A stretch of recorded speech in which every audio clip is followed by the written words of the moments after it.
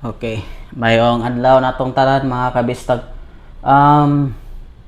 Kani bitong grabe na gining Manila, no? Super good. Gitagaag higayon nga magprotesta. Sos kay mga batan-on nagbinugo masad noon. Naguna-una ma dito protesta kuno ning sagol sa mga kuan karon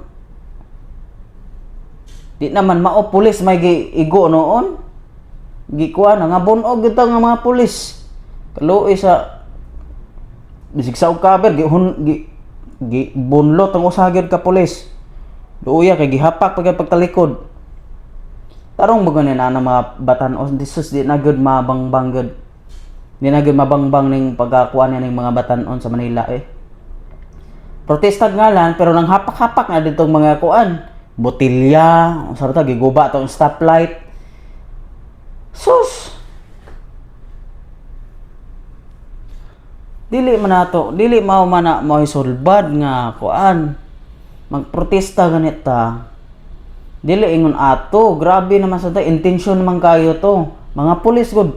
Dooy kay mga pulis. Kay bisag sa atang nila. Bunog man. Botilya, mga railings nga gipang-ali, gipang-itsa dito. Di naman na mao. Luoy kayo. No, ako pa'y naintungdan ato. Way siguro gyud. Kini mga batan-on gyud dili magod makuan gyud nato. Kanang dili matag-an bagay tungod sa dili ka control sa kuan nya ang ginikanan sad wala kahibaw nga ni apel og rally nya ingon ana ang sitwasyon. So di jud ka kuan. Di ka kabuyag, di ka kabadlong. Tungod kay layo ra kay kang inahan o mga ginikanan. Nga karon be dadaghanan na nga kuan, daghanan na nga ipangsulod sa presuhan kay tungod sa kanang di na maayo ang kuan ba pagka protesta dili na maayo pagka pamaagi gyud. Nya ang mag-una-una ra bagod ang kani mga batan-on kasagaran gyud mga DC.